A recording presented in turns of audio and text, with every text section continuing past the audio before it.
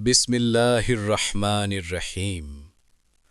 আজ আমি আপনাদের শোনাব এমন এক কাহিনী যাকে স্বয়ং আল্লাহ তাআলা পবিত্র কুরআনে আহসানুল কাসাস বা সর্বশ্রেষ্ঠ কাহিনী বলে ঘোষণা করেছেন।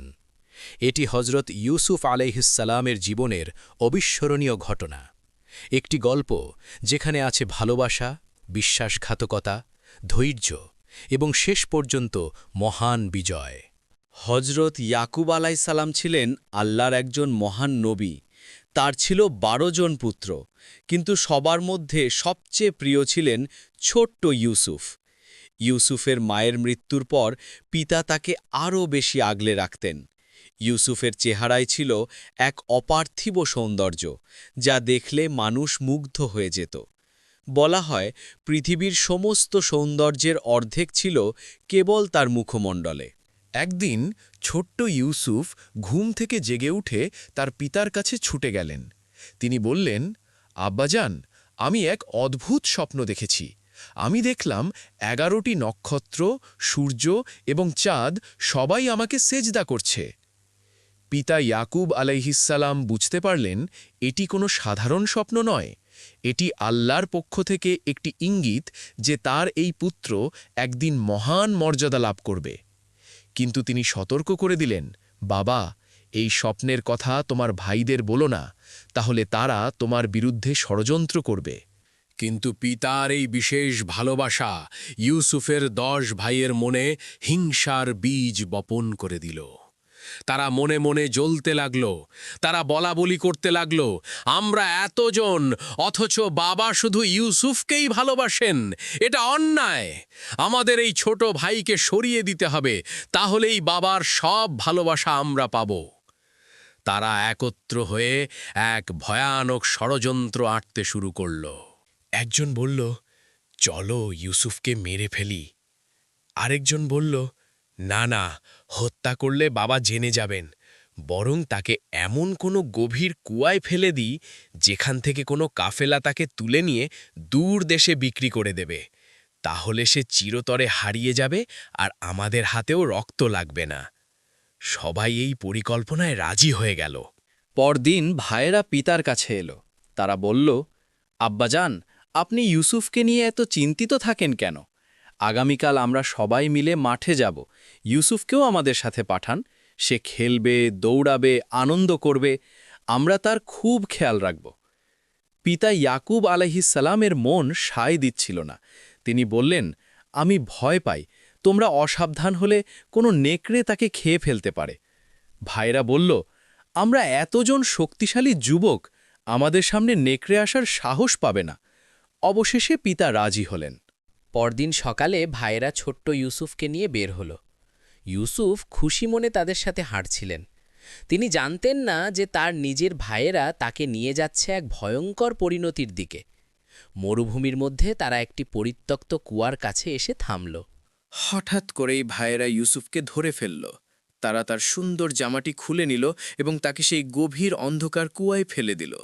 ছোট্ট ইউসুফ চিৎকার করছিলেন, ভাইরা, আমাকে ফেলে দিও না, আমি তোমাদের কি করেছি? কিন্তু তাদের পাষাণ হৃদয়ে কোনো দয়া ছিল না। তারা চলে গেল, রেখে গেল নিজের ছোট ভাইকে সেই ভয়ঙ্কর অন্ধকারে, একা। কুয়ার তলায় ছোট্ট ইউসুফ একা বসে আছেন। উপরে আকাশের এক টুকরো আলো দেখা যাচ্ছে। চারদিকে শুধু অন্ধকার আর ভেজা পাথরের দেয়াল। কিন্তু ইউসুফ আলাইসাল্লাম হতাশ হলেন না। তিনি জানতেন আল্লাহ তার সাথে আছেন। সেই ভয়ঙ্কর একাকিত্বেও তিনি আল্লাহর ওপর ভরসা রাখলেন। আল্লাহ তার অন্তরে প্রশান্তি ঢেলে দিলেন এবং জানিয়ে দিলেন, একদিন তুমি তোমার ভাইদের এই কাজের কথা তাদের মুখের ওপর বলবে, এমন অবস্থায় যখন তারা তোমাকে চিনতেও পারবে না। ভাইয়েরা একটি ছাগল জবাই করল এবং তার রক্ত ইউসুফের জামায় মাখিয়ে দিল। তারপর সন্ধ্যায় কান্নার ভান করতে করতে বাড়ি ফিরল।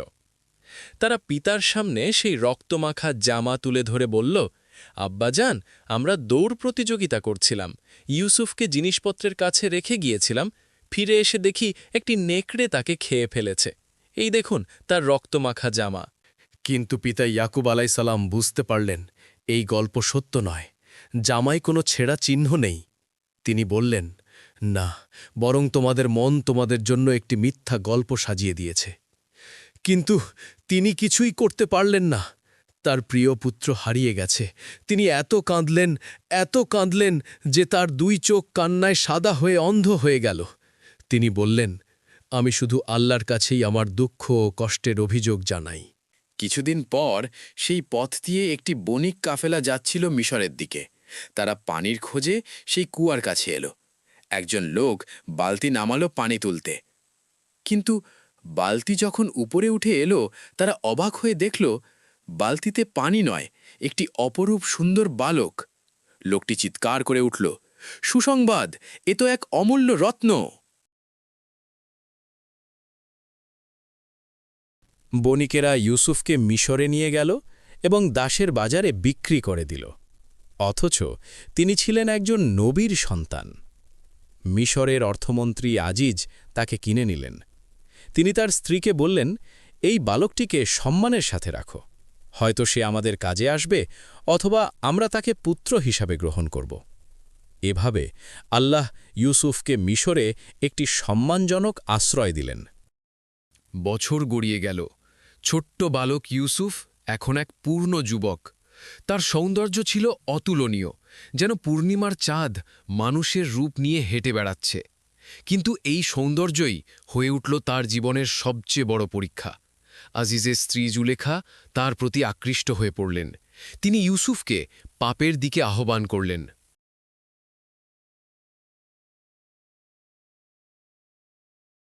একদিন জুলেখা সব দরজা বন্ধ করে দিলেন এবং ইউসুফকে নিজের দিকে আহ্বান করলেন, এসো। কিন্তু ইউসুফ আলাইহিসসালাম প্রত্যাখ্যান করলেন। তিনি বললেন, আল্লাহর পানাহ, তোমার স্বামী আমার মনিব, তিনি আমাকে সম্মানের সাথে রেখেছেন। আমি কিভাবে এই বিশ্বাসঘাতকতা করতে পারি? যারা জুলুম করে তারা কখনো সফল হয় না। তিনি দৌড়ে দরজার দিকে ছুটলেন। জুলেখা পেছন থেকে তার জামা ধরে টান দিলেন। জামা পেছন থেকে ছিঁড়ে গেল। ঠিক সেই মুহূর্তে দরজায় আজিজ এসে হাজির। জুলেখা দ্রুত মিথ্যা বলে বসলেন, এই লোক আমার সাথে খারাপ ব্যবহার করতে চেয়েছে। কিন্তু পরিবারের একজন জ্ঞানী ব্যক্তি বললেন, জামাটি দেখো, যদি জামা সামনে থেকে ছেঁড়া থাকে তাহলে মহিলা সত্য বলছেন, আর যদি পেছন থেকে ছেঁড়া থাকে তাহলে মহিলা মিথ্যাবাদী। জামা পরীক্ষা করা হলো, পেছন থেকে ছেঁড়া। সত্য প্রকাশিত হল। ইউসুফ নির্দোষ প্রমাণিত হলেন। এই ঘটনার কথা সারা শহরে ছড়িয়ে পড়ল। নারীরা জুলেখার সমালোচনা করতে লাগল। জুলেখা তাদের সবাইকে এক ভোজ সভায় দাওয়াত দিলেন এবং প্রত্যেকের হাতে ফল কাটার জন্য ছুরি দিলেন। তারপর তিনি ইউসুফকে ডাকলেন। ইউসুফ যখন সামনে এলেন, নারীরা তার অপার্থিব সৌন্দর্য দেখে এতটাই হতবিহ্বল হয়ে গেল যে নিজেদের হাত কেটে ফেলল। তারা বলে উঠল, আল্লাহ পাক, এ তো মানুষ নয়, এ যেন এক সম্মানিত ফেরেশতা। কিন্তু জুলেখা ছাড়লেন না। তিনি এবং শহরের প্রভাবশালীরা মিলে সিদ্ধান্ত নিলেন ইউসুফকে কারাগারে পাঠাতে হবে।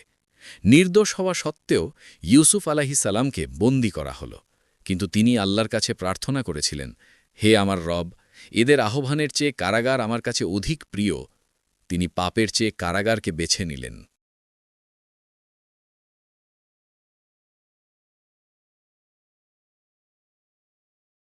কারাগারে ইউসুফের সাথে ছিল 2 জন যুবক, একজন রাজার পানীয় পরিবেশক, আরেকজন রুটি প্রস্তুতকারক। তারা দুজনেই এক রাতে স্বপ্ন দেখল। প্রথমজন বলল, আমি দেখলাম আমি আঙুর থেকে মদ তৈরি করছি। দ্বিতীয়জন বলল, আমি দেখলাম আমার মাথায় রুটি রয়েছে এবং পাখি তা খাচ্ছে। ইউসুফ আলাইসাল্লাম তাদের স্বপ্নের ব্যাখ্যা দিলেন। প্রথমজন মুক্তি পাবে এবং রাজার সেবায় ফিরে যাবে, আর দ্বিতীয়জনকে শুলে চড়ানো হবে। ঠিক তাই ঘটল। বছর পেরিয়ে গেল। ইউসুফ কারাগারেই রইলেন। একদিন মিশরের বাদশাহ এক অদ্ভুত স্বপ্ন দেখলেন। 7টি মোটা গাভী, যাদের 7টি শীর্ণ গাভী খেয়ে ফেলছে, আর 7টি সবুজ শীষ ও 7টি শুকনো শীষ। রাজ্যের কোনো জ্ঞানী এই স্বপ্নের ব্যাখ্যা দিতে পারল না। তখন সেই মুক্তিপ্রাপ্ত পানীয় পরিবেশকের মনে পড়ল কারাগারের সেই যুবকের কথা, ইউসুফ। ইউসুফকে রাজদরবারে আনা হল। তিনি স্বপ্নের ব্যাখ্যা দিলেন। সামনে 7 বছর প্রচুর ফসল হবে। তারপর আসবে 7 বছরের ভয়াবহ দুর্ভিক্ষ যা সব মজুদ খেয়ে ফেলবে। তাই প্রথম 7 বছরে ফসল জমিয়ে রাখতে হবে। বাদশাহ মুগ্ধ হলেন। তিনি বললেন, এই ব্যক্তিকে মিশরের খাদ্য ও অর্থভাণ্ডারের দায়িত্ব দেওয়া হোক। এভাবে কুয়ার অন্ধকার থেকে, কারাগারের নির্জনতা থেকে ইউসুফ আলাইহিসসালাম হলেন মিশরের দ্বিতীয় সর্বোচ্চ ক্ষমতাধর ব্যক্তি। ধৈর্যের জয় হল। দুর্ভিক্ষ শুরু হল। মিশরের প্রতিবেশী অঞ্চলগুলো ক্ষতিগ্রস্ত হল। ইউসুফের বাবা ও ভাইয়েরা যেখানে থাকতেন সেখানেও খাদ্যের অভাব দেখা দিল। পিতা ইয়াকুব আলাইহিসসালাম তার 10 পুত্রকে মিশরে পাঠালেন খাদ্য আনতে। তারা এসে দাঁড়াল সেই মহান আজিজের সামনে, যিনি আসলে তাদের সেই ছোট ভাই যাকে তারা কুয়ায় ফেলে এসেছিল, কিন্তু তারা তাঁকে চিনতে পারল না। বেশ কয়েকবার আসা যাওয়ার পর অবশেষে সেই মুহূর্ত এলো। ইউসুফ আলাইসাল্লাম তার ভাইদের জিজ্ঞেস করলেন, তোমরা কি জানো তোমরা ইউসুফ ও তার ভাইয়ের সাথে কি করেছিলে যখন তোমরা অজ্ঞ ছিলে? ভাইয়েরা স্তব্ধ হয়ে গেল। তারা বলল, তুমি কি সত্যিই ইউসুফ? তিনি বললেন, হ্যাঁ, আমি ইউসুফ, আর এ আমার সহোদর ভাই। আল্লাহ আমাদের প্রতি অনুগ্রহ করেছেন। যে ধৈর্য ধরে এবং তাকওয়া অবলম্বন করে, আল্লাহ তার প্রতিদান নষ্ট করেন না।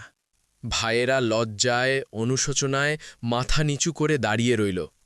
তারা বলল, আল্লাহর কসম, আল্লাহ তোমাকে আমাদের ওপর শ্রেষ্ঠত্ব দিয়েছেন। আমরা সত্যি অপরাধী ছিলাম। তারা প্রতিশোধের ভয়ে কাঁপছিল। ইউসুফ এখন সর্বশক্তিমান। তিনি চাইলে তাদের শাস্তি দিতে পারতেন, কিন্তু তিনি বললেন, আজ তোমাদের বিরুদ্ধে কোনো অভিযোগ নেই। আল্লাহ তোমাদের ক্ষমা করুন, তিনি সর্বশ্রেষ্ঠ দয়ালু।